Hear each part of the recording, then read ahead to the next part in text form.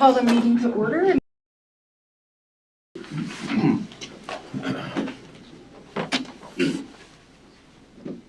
I pledge allegiance to the flag of the United States of America and to the republic for which it stands, one nation, under God, indivisible, with liberty and justice for all.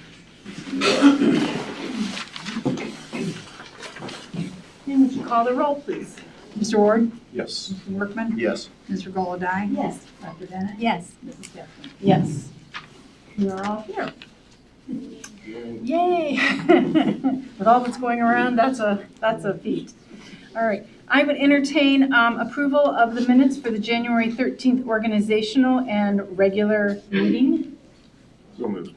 Thank you, Mr. Ward. I'll second. Thank you, Mr. Workman. Any corrections? Hearing none, would you call the roll? Mr. Ward? Yes. Mr. Workman? Yes. Mr. Golodai? Abstain? Dr. Bennett? Yes. Mrs. Getzmann? Yes. Motion carried.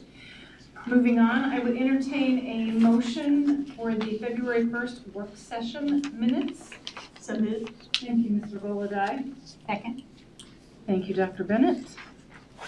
Any questions or corrections? Hearing none, would you call the roll? Mr. Golodai? Yes. Dr. Bennett? Yes. Mr. Ward? Yes. Mr. Workman? Yes. Mrs. Getzmann? Yes. Motion carried. Thank you. Moving on to communications. Communications. None in this section tonight. Okay. Reports and public participation. All right, well, tonight is East Elementary, and Carly Watterson has joined us, and so we'll kind of turn it over to Carly. Do you want me to get this pulled up while you're going? Yeah, how about I just share? So I know you guys know who I am, but I'm Carly Watterson. I'm principal at East Elementary. We have the amazing opportunity to partner with United Way of Knox County, and we have an after-school program called the Eagle's Nest, and it's 4 nights a week, 3:30 till 5, and we've got students that are able to get homework help, they get an enrichment activity, and they get a snack during this time. 45 minutes is dedicated to homework help, and we have volunteers that come in from all over the place. We've got them coming from MDU, we've got them coming from Kenyon, we have several business partners that have employees that come and help with homework help. And then the other 45 minutes is our enrichment activity, and we've got great partnerships with all kinds of places. We've got Movement with Morgan and the YMCA. We've got 4-H Extension STEM activities. We've got SNAP Ed. We've got Board Game Bonanza with some retired principals, not principals, teachers. We've got the Brown Family Environmental Center. We've got tennis. We've got arts and crafts with Paula Baroni. And we've got New Directions that come in and do lessons. As well as this year, for 2025, we've got square dancing with the crew from Kenyon. And so tonight actually was square dancing, so I got to watch some of the kiddos square dance. And some were more enthusiastic than others. Our program helps about 20 to 30 kids. That ebbs and flows as the school year goes on, based on season, based on family schedules, those types of things. And so we've got kids that are coming and going all throughout all of this. It's coordinated by retired teacher Marilyn Nagy. We've got retired teacher Jenny Merrilees that comes back and helps as one of our main people, and then some of our teachers, Holly Brackman, Casey Melton, and Tiffany Fireball all help out then too, along with the volunteers, so they kind of lead that charge. We're just so excited for this partnership. This will be year 8. In the slides you'll see it says 7 years. That's because that fancy year of COVID kind of messed up some things as far as our after-school program. So we've been partnering for 8 years, but 7 years we've actually had a program running with kids then. Some of the pictures you're going to see are really fun. One of the activities with SNAP Ed, they had to use stationary bike to power a blender to make their smoothie snack. That was kind of fun to watch. They really enjoy the arts and crafts of Paula Baroni. She's a retired Mount Vernon teacher, and she's got grandkids in the building then too, so she's always excited to come and help. And really the biggest hit, I think, is the board games, which is interesting to me in this day and age where, kids are playing games all the time, just not the board fashion. So I'm going to start our slideshow.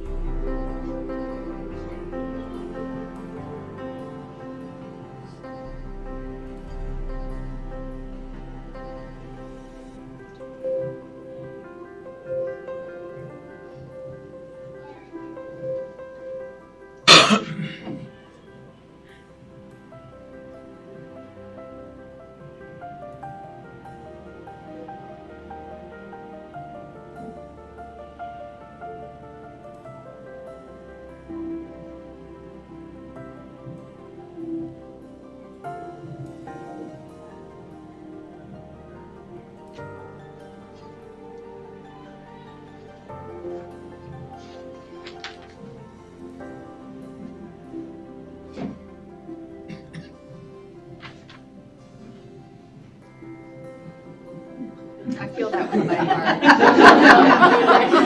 That would be me. There we go. There we go.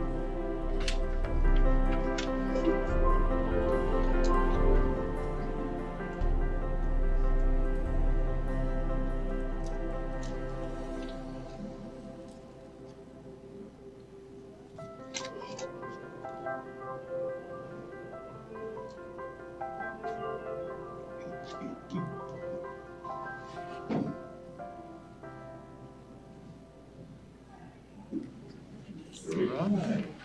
So our selection process starts out looking at data from NWEA MAP assessments that we take at the beginning, middle, and end of the year. So our beginning of the year assessment, we look at those students that scored in the 20th percentile or lower, and we start inviting them because we feel like they are the most. And then we ask for teacher input on students that could use the additional homework help. Maybe they don't have that support at home due to whatever reason. And then from there, we look at how many numbers we still have between there and 30, and then we open it up for, parents that might need it for, after-school childcare, that type of thing. We really want to make sure, though, that it's known we are looking for students that need the additional help. It's not just open to anyone. And we've seen some great success because obviously then we track that data of those students that join us and their attendance and then how they perform in the middle of the year at WPA MAP assessment and the end of the year then too. And we always see such great growth. So yeah, we're just appreciative for United Way. Does anybody have any questions? What grade levels does it tend to focus? We say 3rd through 5th, that's where we start. And then if we have spots available and we know 2nd graders need it, then we go there. We hesitate inviting kindergarten and first because that's a really long day for them. Yeah. So How often is it, you probably mentioned, and how late, what's the length of time? So it starts in October, and then we meet Monday through Thursday, 3:30 to 5. And then we're usually done the beginning of May, just because at that point, Yeah. schedules get a little nuts. But, yeah, It's a lot of work. yeah, But a lot of success. it really is. I visited the program, and I don't know if you're still doing it where you separate and have some in the gym and some in the library. Yeah, and so depending on what the enrichment activity is, we either take half of our group and half will do the enrichment first, half will do homework help first, and then we rotate them. Or if it's an activity that we can have all of them together, then they stay together as a group doing the enrichment activity and the homework help. So it depends on the activity. And it also depends on if the enrichment part comes first today or second today, based on who's coming to do the enrichment activity and their schedules and that kind of thing. So we keep them on our toes. And I think it's wonderful that Marilyn is still doing it. Yes, yes, She's very and passionate about it. she is, and she's gotten to the point where it's just a well-oiled machine. You know, she just has to check with a few people, and they're more than happy to come in and help Marilyn and do board games with her. That's great, yeah. It's so volunteer-based with teachers and volunteers. Do you have kind of a max that you kind of try to stay within? Kid-wise, you're Yeah. saying? Yeah, so 30 is definitely our max, Okay. and, you know, there's times when like MV&U is on break, and so we know we're not going to get as many volunteers, and so we send out a plea to our teachers, hey, anybody available this week would be super helpful. And of course, we've got people then that step up, that kind of thing, but yeah, we try to keep it at a cap of 30, just space-wise. We use the library for our homework help, and if you've been to East, you know our library is not crazy large, so space-wise, even just trying to get 30 kids into one space is a little bit difficult. So we try to cap it at 30, and that really, we definitely hit our 20th percentile and lower and teacher recommendations, which that's the most important. I know you mentioned you track kind of progress to determine whether the program's being successful. I thought I heard you say it's very successful. I don't know if you have any other data that, I mean, do 75% of the kids, you see that kind of now they're meeting benchmark type thing? Yeah, so it's actually more than that, Okay. and we don't necessarily go to their meeting benchmark. We expect their NWEA MAP percentile to go up. Okay. And so we want to be able to show growth. And so we've always shown growth. I think in the 7 years that we've had kids involved, I can only think of one kid that has actually not shown growth. They've actually just stayed the same. So they didn't go down, which is a positive, but they also didn't. But there were some other things that contributed to that, attendance, that kind of thing. So yeah, we track everything. Any other Any questions? other questions? Maybe one other question. Yeah. If it could grow, if it was bigger, would you have people taking advantage of it?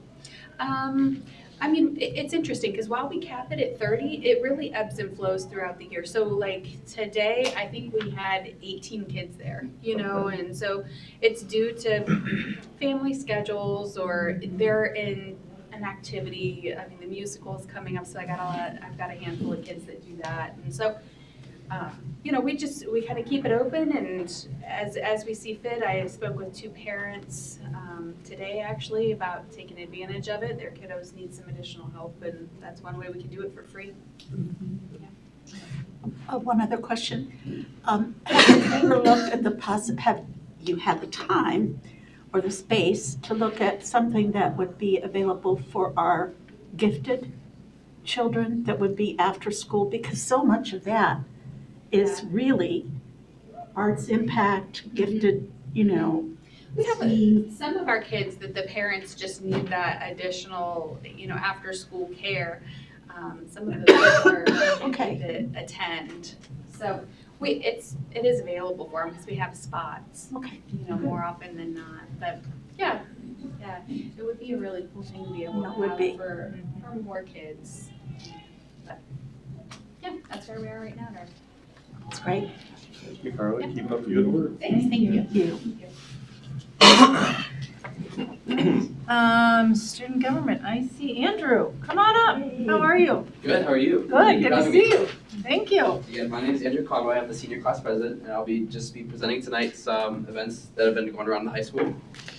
Girls basketball, they are hosting a tournament this Saturday at 12, and boys basketball will host Worthington Kilbourne February 27th after earning the number 8 seed, and the game starts at 7.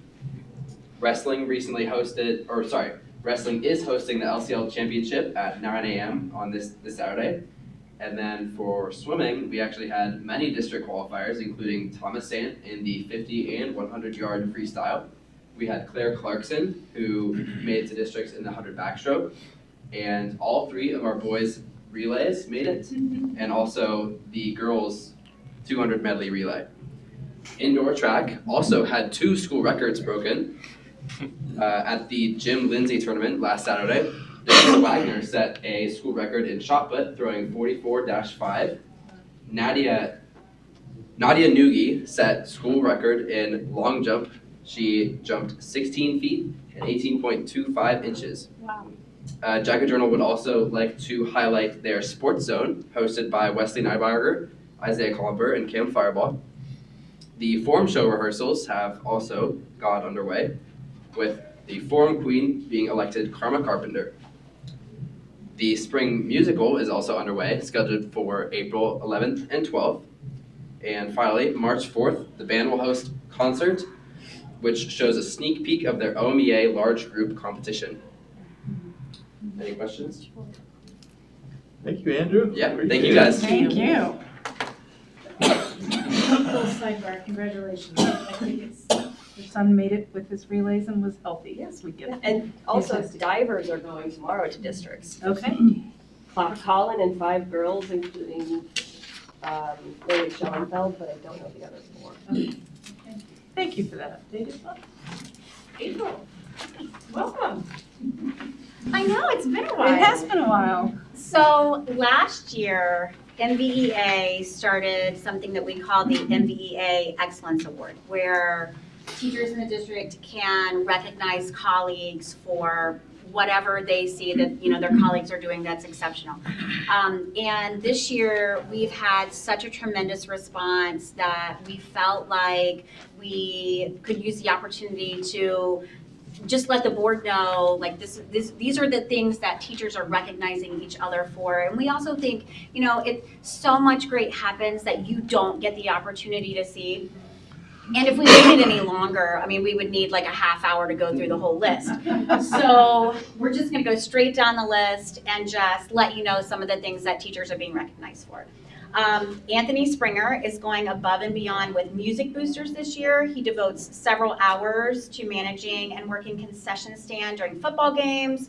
He's not only a music teacher, he splits between 2 schools. He's also one of our high school swim coaches, and he helps his students after school, and he always has a positive attitude. Keith Kars has done a wonderful job transitioning with some of his time going between the high school and the middle school. This was a big change, going from just 1 building to 2 buildings, and Keith has done a great job keeping our middle school library up and running. And he's very great, very gracious. He assists teachers. He comes in and does mini lessons. He's been a real asset.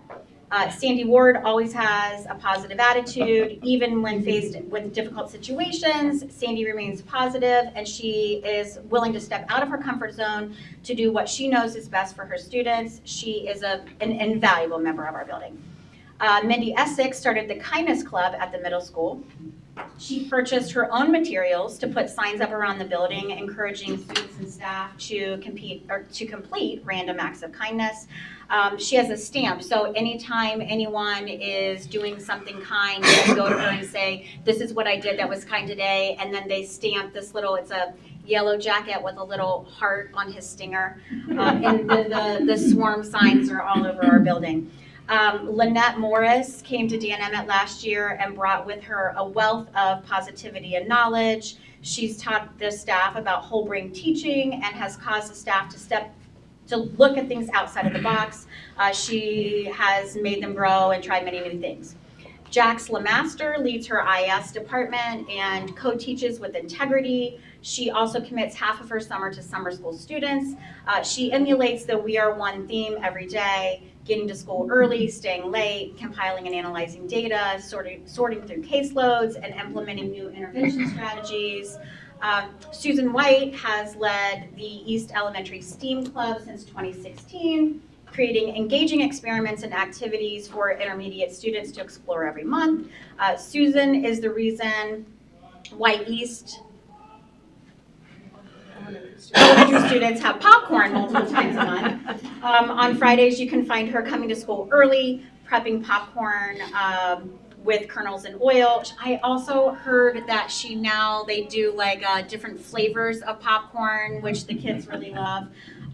She preps over 200 bags of popcorn to be purchased on Fridays. And she also leads their Battle of the Books team and meets with those kids twice a week during her lunch hour. Darcy Hahn goes above and beyond with the middle school to help not only students on IEP, but regular ed students.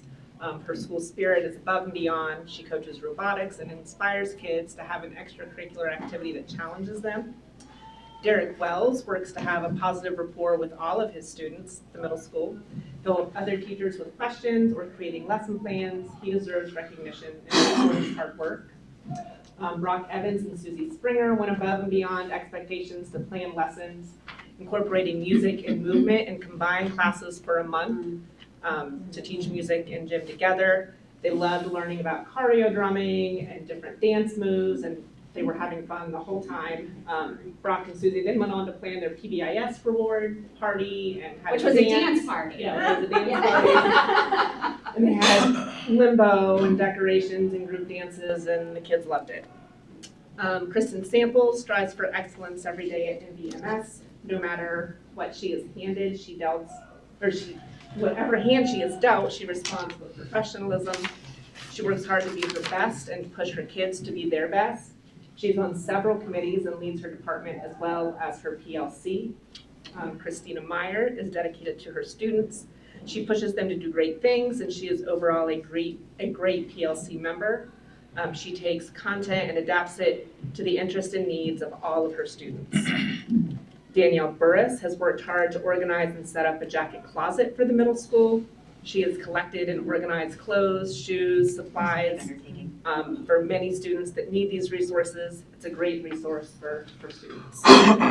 Heather Barber is an incredible educator that goes above and beyond for her students. She gives them her best each day. This year, she has taken the initiative to teach first graders how to ride a bike. So she has done all the legwork and spent many hours perfecting this initiative. And then Angie Clippinger, she is the heart of Lincoln Street School. She goes out of her way to make it a safe, happy, engaging school where everyone feels valued. You can find her cheering on students at a baseball or softball game, watching a basketball game, on the sideline of the soccer field. She often checks in on 6 staff members, shares her love of baking in the teacher's lounge, or brings dinner to a colleague and need of some sunshine. The biggest impact has been her commitment to the school traditions like the Fun Festival. This is a huge undertaking to organize this event, from games, food, volunteers. She spends months preparing for this one night of family fun. So it's been such a great experience for us to see those nominations come in, and then we send out a quarterly newsletter to our members, and we just highlight those, and we tell the whole, all of our membership, everything that's being recognized for. It's been so great, and it's our pleasure to come and share that with you. Thank So we're going to challenge you a little bit here. We have a Facebook page. We have staff spotlights on there. I think it would be awesome to QR code in, put a little collage of 4 people, highlight, do a little step. That way we can get this out to all of those. Oh, folks. sure, yeah, we'd love to do that. Great idea. Thank you. Thanks so much for sharing. Sorry, I didn't recognize you, Darcy. I wasn't sure you were both speaking, but thank you for both sharing. It was a really long list. That is a long list for one. Yeah. But that's a good thing, that it's a Yes. long list, those are good lists to have, so thank you for that. And I did not see Mike here, and there was no public participation. So we will move on to board items for discussion. I have a couple of things just for information. I had a Central Region Executive Committee meeting Wednesday, and I wanted to remind you that the Central Region Conference for spring is coming up March 19th, and registration is now open. And the second thing that we discussed that may be of interest to you is we're going to start a grant scholarship program, and hopefully offer 2 scholarships for our region in the coming year. So that's something that we're working on the guidelines right now. We haven't done that yet. The second thing that I wanted to share with you real briefly are a couple items that were discussed at our OSBA Board of Trustee meeting on Saturday. And we had a speaker, Jared Solomon, who's the Senior Policy Advisor in Public Affairs for the Coalition of, well, it's COSBA, Coalition of State School Boards Associations. And one of the things that he said that I thought was really interesting was that we need to, when we're talking with legislators, and they really recommend that we try to meet with them and invite them to our school district to let them get to know the great things that we're doing. And they pointed out that we need to, when we're talking with them, not focus on dollar cuts and how much our district is going to lose, but instead to personalize it and change the narrative so that we're talking about students. These are the number of students that will be impacted. These are the programs that will have to fund, et cetera. So I thought that was a really good point. The second point that was made at the meeting by our legislative team was that they're going to change the narrative for talking about the voucher program. We have complained that voucher schools don't have to be accountable like public schools. And they said, we really need to change that narrative so that we say, instead of that we want them to be more accountable, that we should have the freedom that they do. And I thought that was really an interesting point, that if we had the freedom that they do, then we would have that. So I just wanted to share those couple of points with you. Thank you for sharing. Just a quick clarification, is that going to be at the Villa Milano on the 19th? No, it is not. It's at it's in Groveport at the Eastland Career Center, I believe. Okay. But I can send you that information. Just a side note, It's at their career center. Okay. And a side note, I just shared prior to the meeting that we have someone being recognized at that particular meeting, and Mrs. Getman wasn't aware of that, but she's receiving a service award and part of the STAR program, so might be a good time to celebrate her success, have a good meal, and company with each other. So. And it will be back at the Villa Milano in fall. Okay. An alternate career center. Thank you. Moving on to additions and deletions.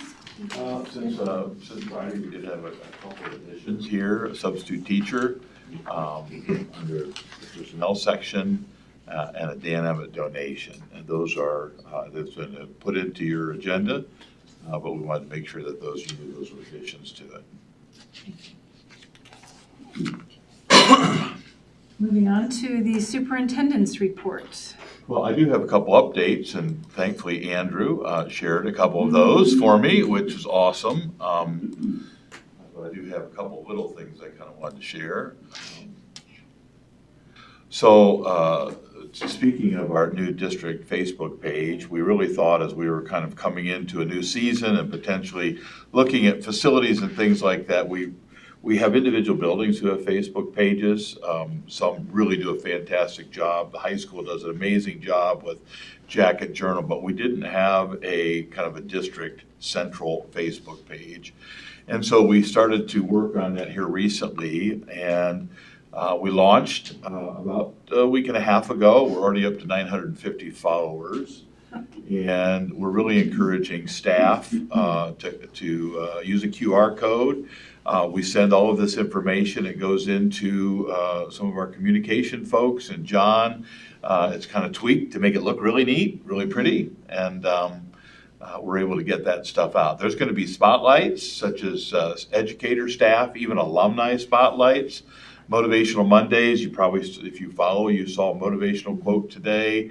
We're going to have Throwback Thursdays where we're going to take a quick look into our history and bring back some photos from, a long time ago. I know when we talked to the folks at Allerton Hill and showed them all of the yearbooks that go all the way back to the early 1900s, they were just amazed and can't wait to dig in and pull some of that information out. So it's hopefully going to be another way that we just continue to communicate in a very positive way.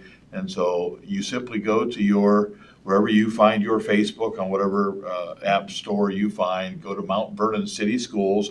There are a bunch of them, so make sure you pick the right one.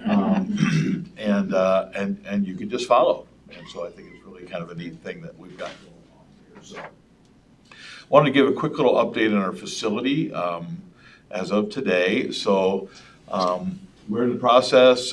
We took a little bit of a break over the holiday season. We really went into some research. Some of our master plans have involved taking a look at grade level configurations and what schools might look like in a big master plan. So we did a whole bunch of research relative to that. Got a chance to share that with principals. I'll be sharing that in some coming opportunities with us together. Really laid out the advantages and disadvantages of each of the 4 configurations that we've kind of narrowed things down to. When you kind of go ahead and aggregate a lot of it, and you'll see the advantages and disadvantages. The research really talks a lot about minimizing transitions.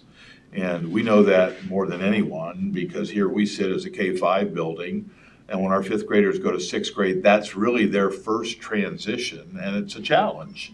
And we find things kind of sliding back a little bit academically, and it's just a new place and new social groups and things like that. So one of the things that came out of the research that was just unequivocal was we need to look at a plan that minimizes transitions. That was really important. Outside of that, there really is no one exact plan that is the ideal plan. It becomes really more of a community kind of a conversation of what you're used to.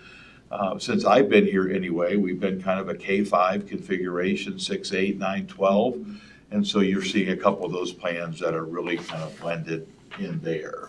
Planning logistically, that encompasses a whole lot of things that we'll share a little bit more in detail later, but from busing to site selection to where our kids live, food service, all of those things are going to play a real factor as we kind of head towards a full master plan. The next bullet point there is opportunity of the Ohio Facilities Construction Commission. So, we have partnered and joined with the Ohio Facilities Construction Commission.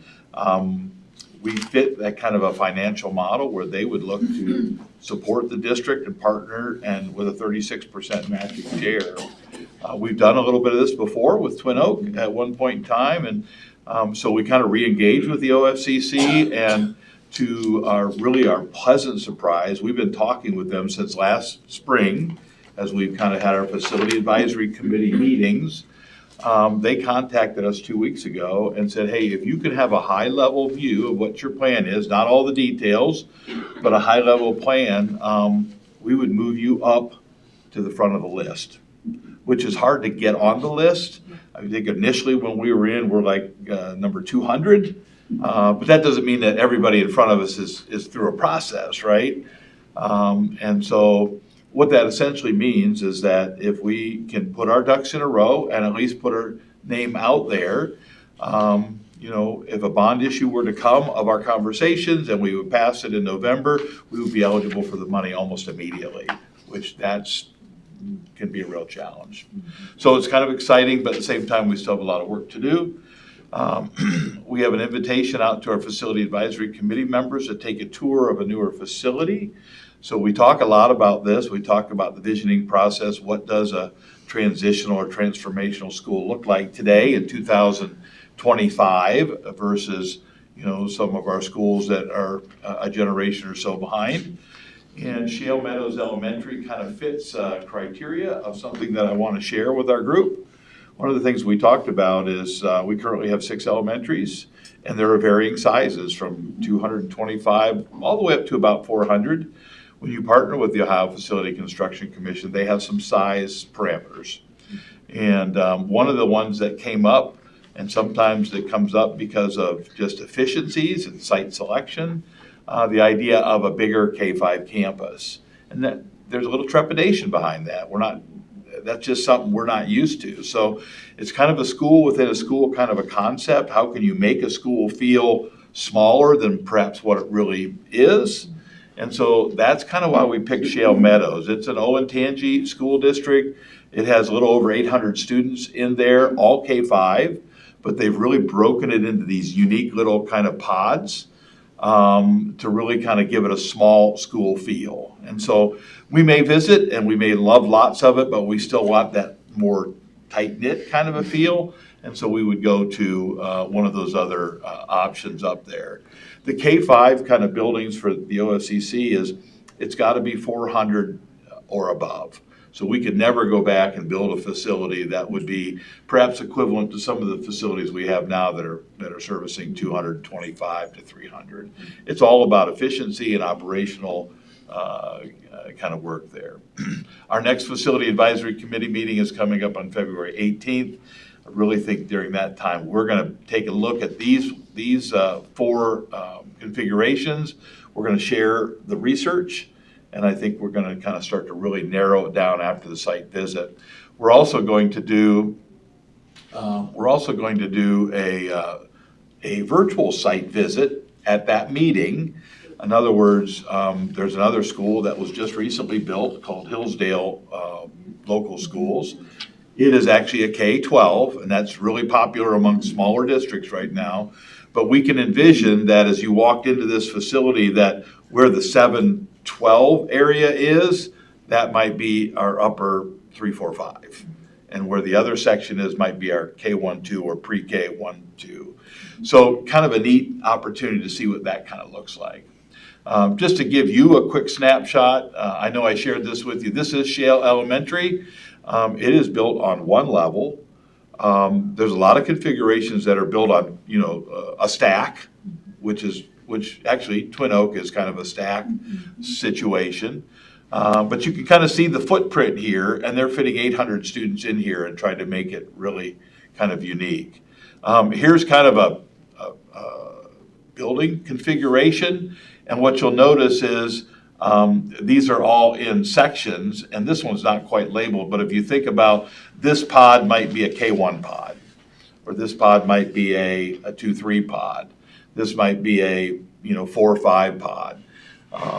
And then of course you've got all those things that you kind of work together, those things that they all do together there. So I think it'll be a neat opportunity just to take a look at something else, to get a sense for, are we even interested in kind of the school within a school kind of a concept, so that we could, kind of explore what that would do. Now, if that was the case, and we're staying with the K-5s, remember Twin Oak is staying, of course, that's the newest building. In this scenario, we'd have to build 3 elementaries. If you went down to the number 4, you would build one smaller K-5, and you might build one, let's say, campus-style K-5. So in that case, it would just be potentially 2 new buildings, and you'd have to find site selections for some of those things. Really important, I want to say that through this whole process, we're not to the site selection stage, we're to the master planning stage. I know that's a topic a lot of folks want to have conversations, and we'll get there. But we need to know what the configuration looks like. Is it 3 new buildings, 2 new buildings? What does it look like? And then we need to have conversations about transportation and where the right sites are. So that is information kind of yet to come. Just as a side note here, if you have Red Knox pages, they started the Route 13 Liberty, that whole portion over there. So home sites are starting on that end of town as well. Question, thank you. What happens if we would miss the April 1st, the master facility plan proposal? They would just simply, when we were ready, they would put us on the list, and I'd like to believe that maybe next time we would make that list. Okay, so we wouldn't necessarily be at the top of that list again. they get to decide kind of when you're ready. Obviously, if we had a bond issue and it passed, we could unequivocally say, we're ready. And they're looking for people who are ready, quite frankly. Otherwise, it's money just sitting there waiting to be used, right? So I think we can cross that bridge. We won't know all the specifics by April 1st, but if we knew that, you know what, we really feel comfortable with renovating the high school, middle school, and we think it's going to be 4 K-5 buildings, you know, kind of in that 400 range like Twin Oak currently is, then that's probably all we would need to share. They've already figured out some of the costs associated with that. What we might as a district have to do is determine what the locally funded things are that we would do. Those are things that don't fit inside that, like an auditorium, maybe some pre-K conversations.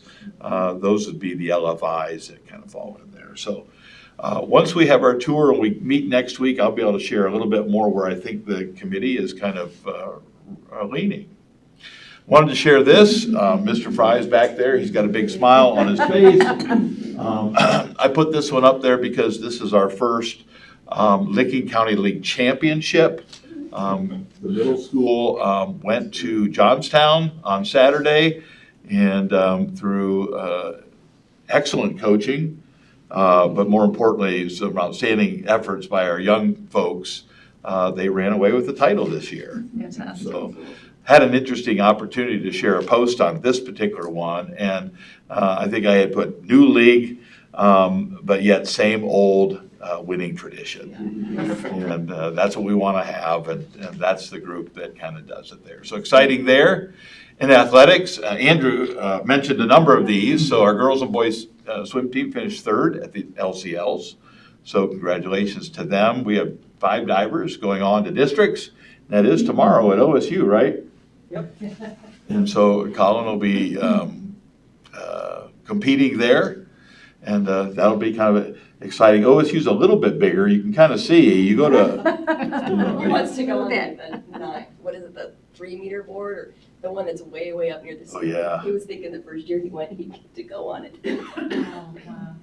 At least it's a facility where they fit a few more people. Yeah, Sometimes you yeah. go, like Granville, when we go to Denison, it's like, can you even sneak in, or do you watch through the window, right? But Yeah, it's funny. Right? and then our swimmers are going to Athens on Saturday. So the divers are going to OSU, the swimmers are going to Athens, which is that's a really neat. That's great there. Bowling finished 3rd in the LCL, so congratulations to our bowlers, and they're off and running. Girls basketball finished 2nd in the LCL, really close. It came down to a last game, although they had to rely on somebody else to beat somebody that just didn't quite work out.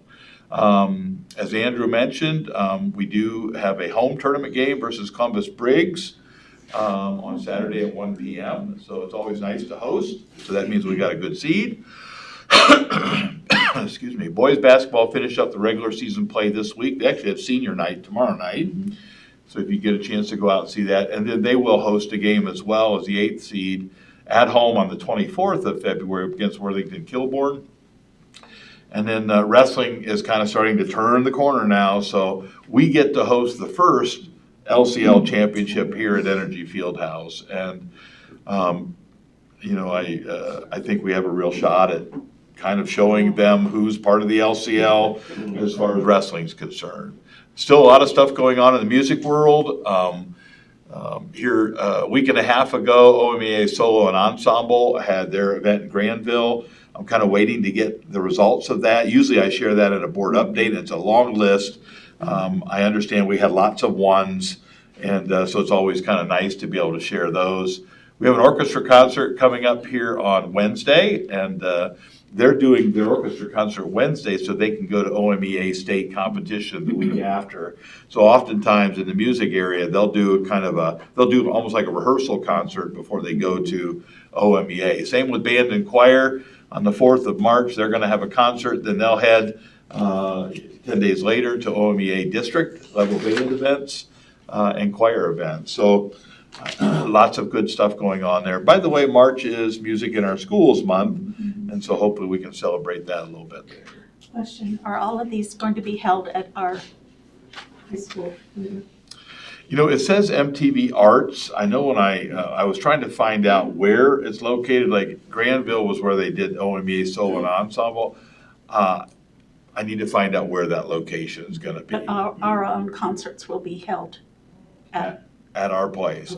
That's what it says in the calendar. I want to make sure that that's accurate. as we look at it. All right, so that's kind of the district update relative to that. Items for information, new buses. We had an opportunity to purchase a couple buses that were stock buses at quite a discount. And so instead of ordering our 2 buses that we order every year in the summer, we kind of, with Judy's permission and good grace, we saved about almost $30,000 by taking a stock bus that met our qualifications, but we didn't have to, wait for it to come. So that was kind of exciting. And again, I shared with you last month the calendar review. I do have that on the item for board approval tonight. And I can highlight that real quick, and then I'll let you go ahead and do your recommended items for board approval. Let's get rid of this. So we worked on this together with MVEA. This is the exact same calendar we shared with you last month. Again, teachers kind of start to report the 13th to the 18th. We do staggered starts on the 19th. November 26th to December 1st is Thanksgiving break. We have our winter break, December 22nd to January 7th. Spring break is mixed in there. And these are all kind of color-coded for you as well. May 28th is the last day for students. And we have professional development, and I've listed the days there. Calamity days are something we're going to have some conversations about. Okay? I thought I would just share that. Everything else is in there if you want me to quickly do the board items for your approval. Absolutely. So, the calendar is there, MVMS handbook. They've made some changes to their attendance policy. Item 3 is a resolution to be members of the Ohio High School Athletic Association, something we do every year. And then the very fun task of reviewing lots and lots of board policy. Ironically, we have these up here for board approval after a second reading, and Neola is coming to visit us first of next week for another round. So it's interesting how legislative changes come, and they make some really, really simple, subtle changes. Sometimes they ask for a lot of things, and some of us even wonder, will we have to fix the things that they said they fixed, and who knows? But we'll take their recommendations, and then we'll kind of go on from there. So those items for your approval tonight. All right. I would entertain a motion for the recommended items for board approval. So moved. Thank you, Ms. Regola-Dye. Thank you, Mr. Workman. I have to get to the right page here, sorry. Were there any questions or comments? Hearing none, would you call the roll? Mr. Regola-Dye. Yes. Mr. Workman. Yes. Mr. Ward. Yes. Dr. Bennett. Yes. Mrs. Getzmann. Yes. Motion carried. All right, moving on to curriculum instruction and staff development. And Dr. Bennett. I was just going to briefly mention the third article. This is something that we haven't talked about before, and It was that's a great video. I really enjoyed it. Yeah, that was I couldn't good. find a way to link it, so I just thought I'll pull it up here, and if you want me to play it, I can. It's a quick little news sure, brief. if you're willing to. It was really You good. just never know what's going to pop up on the right, but I think I've got to get out of an ad here. I wonder if I have to be downsized to say skip ad. See if it goes right into it. Music has the ability to unite people. South High School in Denver uses music to connect students who might not otherwise have a chance to play in the band. Music reporter Rachel Krause introduces us to the United Sound Band that's bringing students in to play. In South High School's music room, this band has its own beat. Junior Khalees Brown's passion for trombone didn't come right away. Not at first, but the trombone was so easy to play. So. Hitting the right notes takes time. Yes, it's just like using the lips and make my lips sore all the time. So it's like, so I have to take breaks. like sometimes. Try it one more time. Student mentors like Leo Stone You got this. are here to help. So it goes cake, cake, cake, cake, soup, soup. It's part of a new band program called United Sound, matching musicians like Leo with students with disabilities who want to play. It's really, really cool. Like it's a little difficult at times, but it's really rewarding to see them like, improving. And like all of the students have already shown a lot of progress. Progress in so many ways. The first week he was very quiet. He didn't talk to us at all, and now he like high fives us and nods to me in the hallway and stuff. Yeah, these students from maybe just being in the back of the room or being in another class to actually being included, and they get to know each other. They know their names. They know what they're capable of. South High's band director Kyle Dobbin says students each have 3 mentors in class, helping them connect with the music and one another. Lessons students are racing through. I think that's why we started this program too, is a lot of people just say like, okay, well, these kids can't do it, when in fact they can. They're very talented, they're very capable, and they just need that chance and opportunity to participate. Good. Good. That was great. That message is striking a chord for the students in this room. The other thing is this. Their drive inspiring a deeper love for music. It's so fulfilling. Like I love music so much. Like it's all I want to do with my life, and the idea of being able to give that to people that are struggling with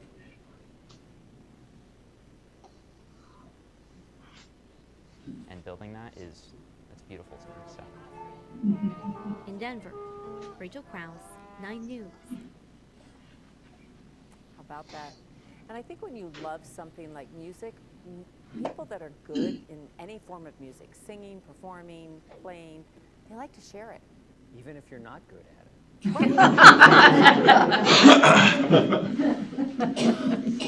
Great. I think the only thing they didn't mention, it's a national program, and they were actually going to have a concert and participate in their own concert. And they had 3 mentors for each student. Wow. I wasn't That's sure quite how, that's quite amazing. but I thought it was just a neat program. Yeah. So I wanted to share that. Thank you for sharing. Thank you for that. There's a reason why it's called the universal language. Exactly, I thought of that. All right, no items for board approval tonight, so we'll move on to fiscal services. So I'll open that up. The first page obviously is our reconciliation, showing our balances in our various accounts there. The next page will show you where we are in comparison to our forecast. At this point in the year, we should have spent and or collected 58%.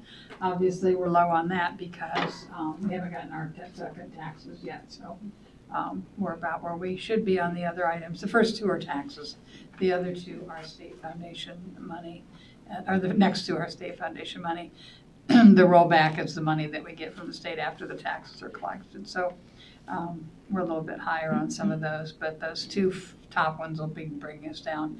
We should be getting some taxes from the county auditor in the next couple of weeks. She contacted us and told us our advances would be coming out shortly. So, and then on the expenditures, our salaries are a little bit higher. We did have to pay people who did the science of reading certifications. We had to pay that.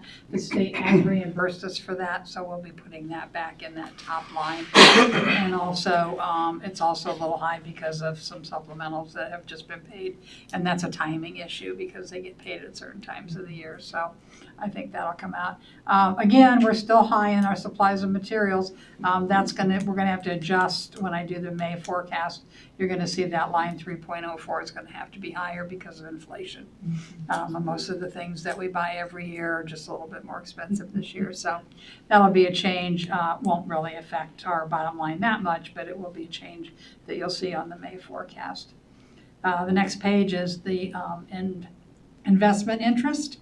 You can see that we've surpassed last year's whole year after just 16 months, I guess, of this year. And the next down there, if you want to show that, just shows which accounts that money goes into.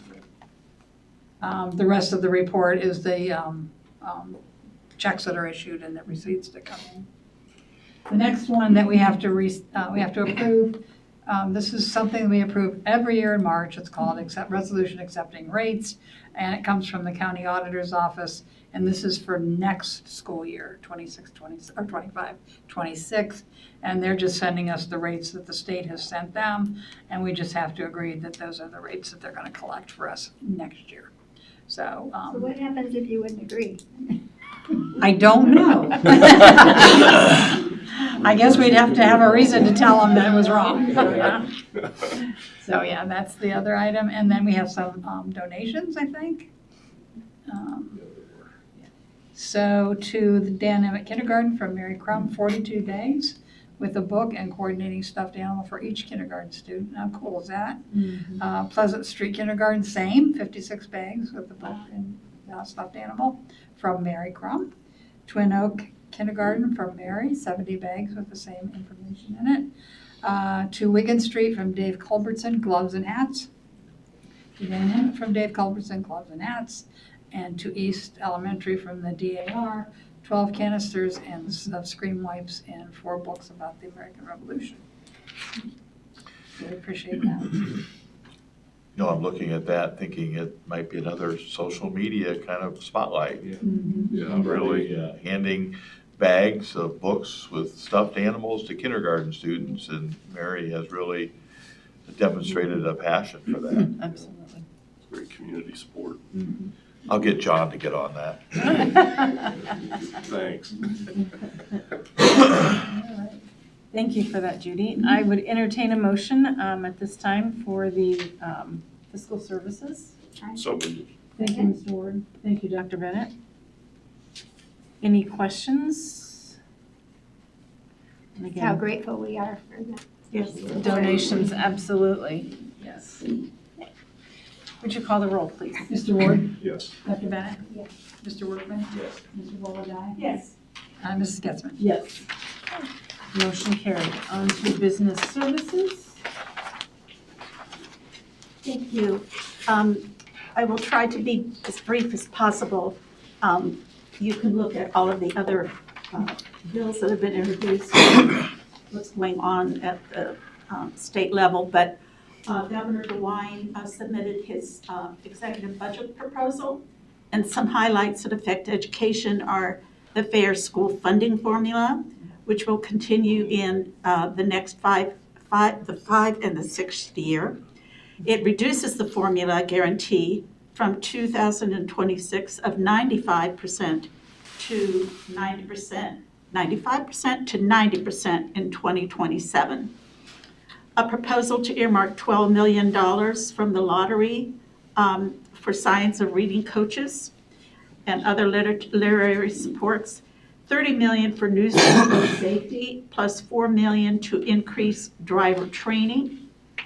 $7 million for career readiness support, and increase in community school facilities money. $50 million for new vision services, which I think is excellent. Among the new bills being introduced, SB 68 is for non-chartered educational savings program. $51 million would be allocated for that. HB 30 proposes reducing state income tax to a flat rate of 2.75% over 2 years. HB 42 would require certain agencies, including schools, to report citizenship or immigration status on persons they are in contact with. And then at the end of the accident flash, there is a link for federal, what's going on at the federal level in regards to education, which I've been trying to keep track of. Good luck. Thank you. Any questions or comments or things you want me to do? Just that was another point that the man from COSBA made, was that they're concerned about our losing the E-rate support that we've had for so long. So they're fighting for that, and that's a concern. I think I started to take the approach that there's just so many bills out there. Once it gets to a different level, then you start to I guess, maybe be a bit more involved. I mean, there's just so many of them. The biennial budget with years 5 and 6 is important for us. The freeze, though, is something we've got to take a look at, and the whole guarantee, that's another interesting component we got to really keep our eye on from a financial standpoint. Thank you. Thank you. Thank you for all of that. I have recommended for board approval tonight in this section, number of facility requests. Believe it or not, and I think you can believe it, softball is ready to start. Baseball is right around the corner, and we're just barely finishing up winter. So we've got some softball requests, and then 4-H Rocks Club there, using one of our buildings. Vernon Equipment Company, you've got 2 contracts there. One is for a basketball backboard. The other is for a bleacher contract. So as we've taken a look at this gymnasium, I guess, floor renovation, it's the right time to make some adjustments to some other areas. So the backboard is an important one. It's gonna move in a different way than it's currently, and there's going to be a regulation of a shot clock moving forward in the future. So now, while it's going to be cement at some point in time, is the right time to get up in there without making some major headway. The bleachers, we're looking to do some bleacher work. You have to actually coordinate quite closely the bleachers because they're currently attached to the walls.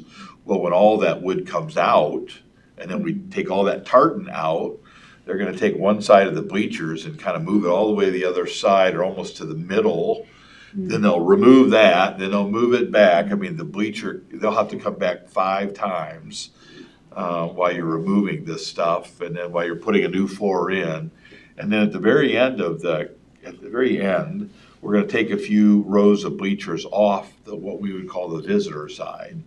If you've been to a ball game, you know we can never pull the bleachers out full because students all sit right there.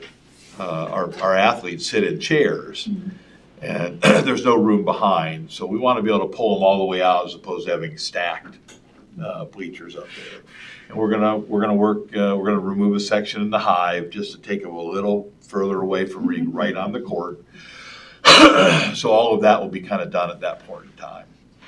We did item 3. How many rows, so on the visitor side, I know it stacks up because it doesn't come all the way out. Like, how many rows is that? I think it'll end up being close to 3. So that would make a difference if there's other events in there that they're pulled. Oh, I mean, so it's just 3 rows shorter than the other side? Be 3 rows shorter, right? So they'll probably take them out of the back. So if they take them out of the back, then they're going to push it all back up in. So it's going to drop down just a little bit. And then they'll be able to pull them all the way out. And then there'll be the room behind see, back in our day, we sat on the bleachers, you know. They don't do that anymore. They got to have cushy chairs. And, you know, we just replaced the bleachers as the bleachers were back when they did the high school gym. And we found ourselves short there. So the reality of it is when they're partially pulled out, I mean, there's like 3 rows stacked and kids climb up onto the top row. So we're not even using the 3 rows now, but to pull them out and be safe is really Could be dangerous. Doesn't compromise the bleachers at all, moving them that frequently? I wouldn't believe so, and that's why we have the actual company who put them in for us. They're the ones moving them. Thank you. So we can really get on top of What that. was the reason for the floor being replaced? We had damage, right? So the floor right now in certain areas is starting to fall, and so you're getting boards that are looking like this. Yeah. And you can kind of see it right now along the baseline, then it creates kind of dead spots. When they redid that floor way back in 1990, it used to be what's called a tartan floor, kind of a cushy floor material. It was kind of popular back then. I mean, that was the thing. But then in 1991, I think they went back to a wood floor. Well, instead of removing it back then, they just moved strips. And then in those strips that were down to the concrete, they put these discs. And then they put the wood over top of the discs. The wood. Plywood. It was plywood. So they put plywood down first, and then the floor goes on top of that. Well, those discs, they found over the years deteriorate, and they start to break down. So when the disc breaks down, Floor drops. And that creates mercury. It's a real problem, so. What about the, and I'm trying to think in my mind here, the elevation, so when you walk into the gym through the doors, because I know at one point in time, am I right, Darcy, the elevation? Coming in from like senior lot, Yes, I feel like was there a little bit of, maybe. yeah. Is that gonna be taken care, I mean, I can't remember if the tartan went all the way to those It goes all the way to doors? the door, I believe. The tartan? Does it? I don't remember. Okay. I think it does. And I don't know. I I know there's. do remember there's some kind of, Or behind, like, if the bleachers are here, yeah, there's floor all the way there, but if you walk in from like the old Hall of Fame hallway, I think there's some carpet there. okay. I don't think that's. Yeah, I don't know that carpet that's there now is sitting on top of tartan, Okay. so I think either, maybe they took it up at one Right. point. But the transition works, and it's gonna Right. be about kind of the Be the same. same, okay, okay. The tartan does have, and the reason we had to have 2 contracts here in number 3 is when they checked for the tartan, it has mercury in it, of course, right? And so we had to have all of that mitigated. So there's 2 different companies there. One will be the brand new floor company, that's just a wood floor company. The other is to get rid of the wood and then get rid of the tartan, which you'll find really interesting, and we're meeting tomorrow on this. They will build a false wall 8 feet high going into the gym. And it'll be tarped off, so it'll sit there. They'll remove all of this stuff, and then they will heat the gym from 8 foot down to the concrete to a certain temperature for a period of time, so they make sure that the concrete doesn't have mercury in it as well. Wow. And so it's kind of it's an extensive process. They're also coming tomorrow, so underneath the bleachers that are current, you know how we push the bleachers in, but there's still wood behind? We're cutting out strips underneath each one of the bleachers. We have to have that tested because of the mercury soaked into the wood. Then we can't just get rid of the wood. We have to dispose it at a hazardous waste site. So, you know, it was a neat idea back in the 80s. Not so much now. It's now just, you know, make some changes. And so in the meantime, once we get all this stuff done, I think you might find a quick refresh of paint to kind of get the paint back up and going. Our sound system's not the greatest, so we're just taking a look at little pieces in there, because if we're gonna do it, we wanna do it right. Thank you. All right. So, those items, 3 items for your approval. I would entertain a motion for the 3 items presented. So moved. Thank you, Ms. Reboledi. I'll second. Thank you, Mr. Workman. Any additional questions? Thank you for, that's a lot to do. And thank you for the due diligence of making sure it's done But in spite correctly. of all that, it came in below what we were. Maybe less Okay. below, Yeah. say, close to $135,000, I think, by the bid process, which we're grateful for. And if I could add, this is all out of the PI fund. Yeah. Thank you. None of this is out of the general fund or any other funds. This is- And I will also say, just one additional, we have great community partners here. This one bid here for $135,000 to mitigate the hazardous waste. There is some hazardous waste grant money out there that I've had community members reach out to see if we can't somehow tap into those hazardous waste funds that might take that 135 and even reduce that more. Oh, that's fantastic. So we'll see how that works. It's part of the Knox County Commissioners have called a Brown Fund. And there's some possibilities there that we can only cross our fingers and hope we get a little savings. Great. Thank you. Ms. Reboledi? Yes. Mr. Workman? Yes. Mr. Ward? Yes. Dr. Bennett? Yes. Mrs. Getzmann? Yes, thank you. All right. No items for student services this evening, so we will move on to our certificated personnel. Just one item for information, a salary change notice there. Number of items for board approval tonight. Again, this is in the 24-25 school year. You'll see a couple different contracts that we're still kind of working towards. Substitute teachers, non-expectancy of employment. This is Mary Jo is finally kind of at that stage. And we got, I know, she does such a great job, and keeping her close would be nice, but everything's scaling back there. You're seeing supplemental contracts for the spring, baseball, softball, track, tennis, as well as pupil activity contracts, a number of volunteers. Those items for your approval. I would entertain a motion for the certificated staff. So moved. All right, Dr. Bennett, thank you. Ms. Regola-Dye, you second that motion? I'm sorry, I did not hear you. That's okay, thank you. It's all good. Any questions? Again, we're grateful that we have so many teachers that are willing to do all the extras, so it's always good to have. All right, will you call the roll? Dr. Bennett? Yes. Mr. Goloday? Yes. Mr. Ward? Yes. Mr. Workman? Yes.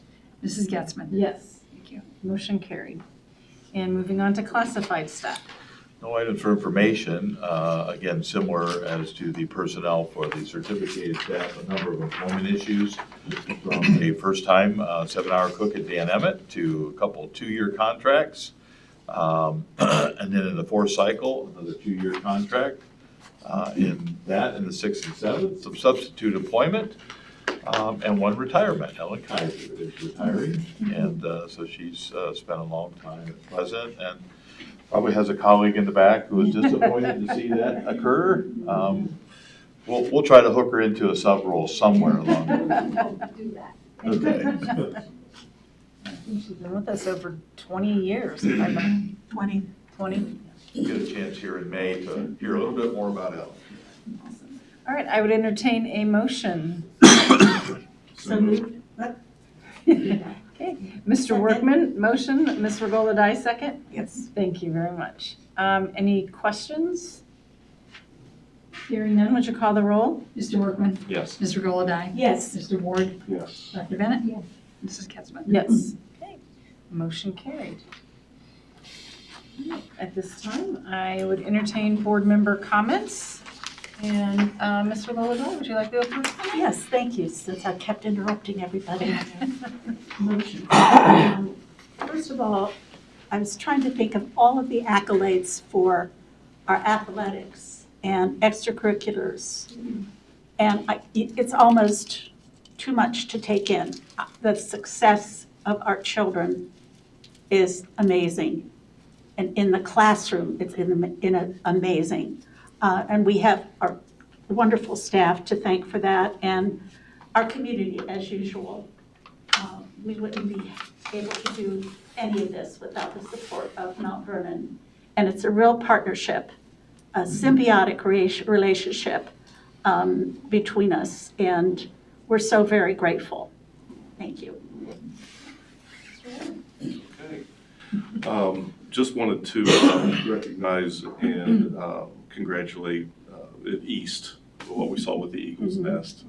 My kids went there a long time ago. It was nice to hear some familiar names that are still involved, and just really proud of the efforts and the time that's being put in there for our kids.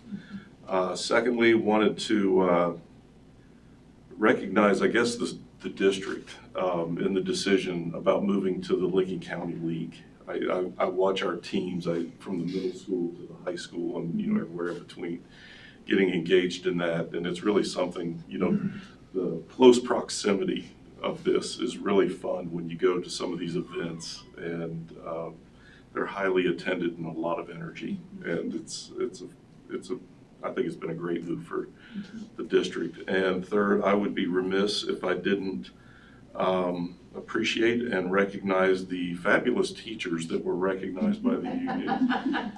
Since I think I heard my wife's name in there, I just wanted to say that was a fabulous list. And thank you for the efforts in recognizing our teachers. I really do appreciate what you guys do and what our teachers do. Thank you. And dinner will be waiting when you Thank goodness. Dr. Bennett?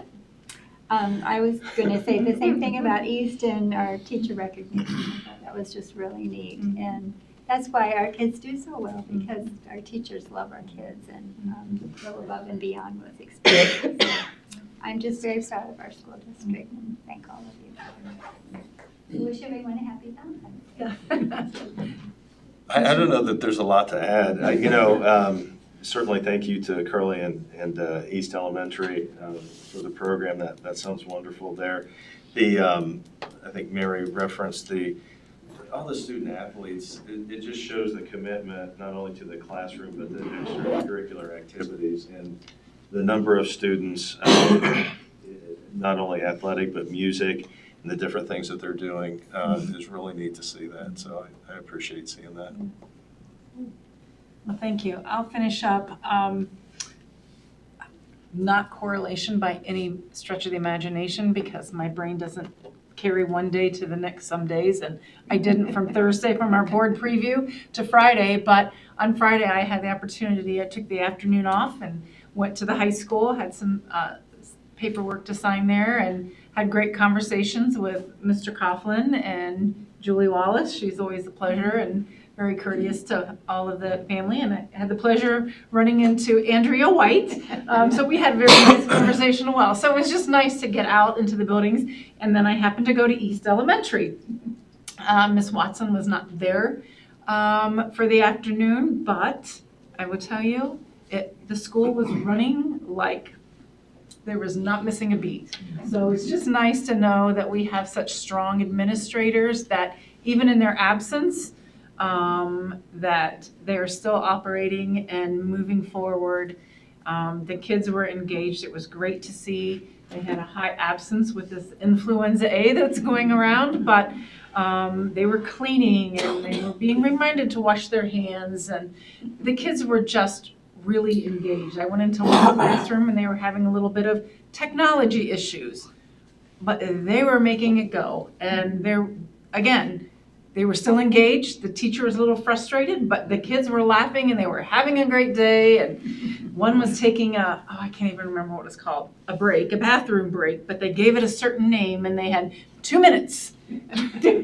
So they were making fun. They were just learning in a very good environment, and the kids were having a blast. And it was a Friday afternoon, and Friday afternoon you're done. And the kids were not, and they were still having a great time. So again, kind of leads back to that list of teachers and to hear their own staff recognizing them. That's fantastic. So thank you. And again, congratulations to Mr. Fry and your group of wrestlers. So.